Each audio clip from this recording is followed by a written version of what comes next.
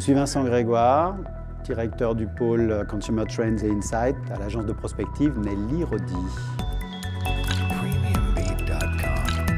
Alors, ce que je fais dans cette agence depuis plus de 28 ans, ce qui peut être un peu curieux et rare, mon boulot c'est d'être un peu un lanceur d'alerte, d'imaginer comment les consommateurs vont se comporter, qu'est-ce qu'ils vont manger demain, comment vont être leurs loisirs, leur mobilité, d'essayer de décrypter leurs nouveaux gestes, leurs nouvelles habitudes, leurs nouvelles esthétiques, les nouvelles innovations, pour en tirer des enseignements ensuite et travailler avec les marques sur une nouvelle identité, un nouveau positionnement, un nouveau concept ou renouveler des éléments qui existent déjà. En 10 ans, il n'y aura pas un luxe, il y aura des luxes. Il y aura un luxe très certainement de plus en plus augmenté et il y aura aussi un ou des luxes de plus en plus engagés. Donc un luxe qui se modifie, qui mute, qui va s'hybrider, qui est vraiment dans une période très très curieuse. Voilà, on est face à des enjeux qui sont fondamentaux et on est juste au début d'une nouvelle ère, un luxe qui est en train de se révolutionner d'une certaine façon avec des nouvelles valeurs, des nouveaux codes, des nouvelles références et c'est extrêmement stimulant, c'est extrêmement intéressant. Des luxes, ça peut faire le luxe. Le luxe, c'est un état d'esprit, c'est une façon d'envisager la réalité en l'améliorant, en la relativisant, en l'engageant ou en l'augmentant. Je reviens toujours à mes obsessions. Mais ouais, il peut y avoir plein de petites propositions les unes à côté des autres qui peuvent faire... c'est plein de petits grains de sable ils peuvent finir par faire une plage. Donc on compte aussi sur les initiatives.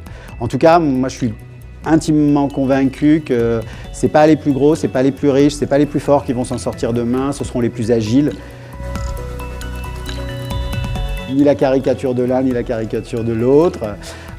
Justement en essayant de trouver ce qui sera la nouvelle peut-être Stan Smith ou le nouveau carré Hermès de demain et est-ce qu'on portera encore des sneakers et pourquoi? Est-ce qu'on portera encore un carré de soie et pourquoi?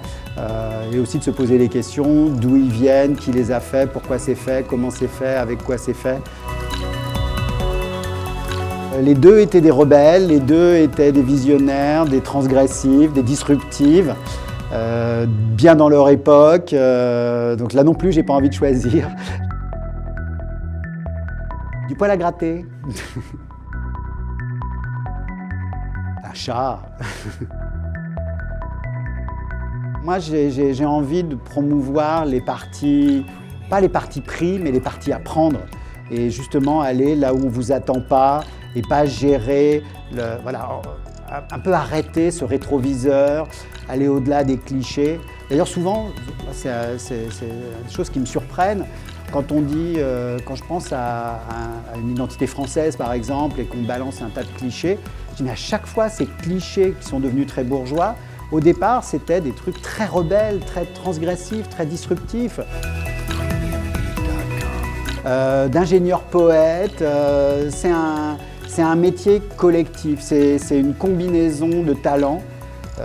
Voilà, une structure beaucoup moins verticale ou avec une bonne verticalité. Mais savoir travailler en groupe, savoir travailler en équipe, savoir travailler avec des relations de respect, de passion.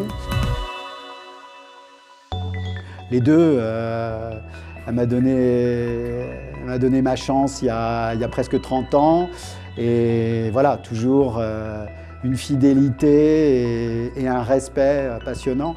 Mais on est une structure indépendante et justement avec cette dimension de réseau, de bande. Voilà, et moi ça me plaît toujours. Alors c'est marrant parce que les deux sont un prénom et quelquefois on m'appelle Grégoire parce qu'on trouve que ça me va mieux, quelquefois on m'appelle Vincent. Ça dépend des situations. Il y a un luxe très endogame qui est là, très consanguin. Où on se passe la brosse à reluire, c'était mieux avant, voilà, qui est là pour essayer de conserver des privilèges, des trucs d'un ancien temps, d'un temps d'avant, et qui a du mal à se remettre en question.